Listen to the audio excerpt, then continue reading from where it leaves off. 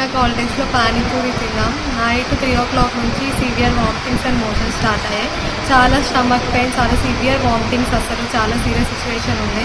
Morning ఇమీడియట్గా మా parents హాస్పిటల్కి తీసుకొచ్చారు. సీరియస్ సిచ్యువేషన్లో ఫుడ్ పాయిజన్ అయిందని చెప్పారు అక్కడ హాస్పిటల్లో.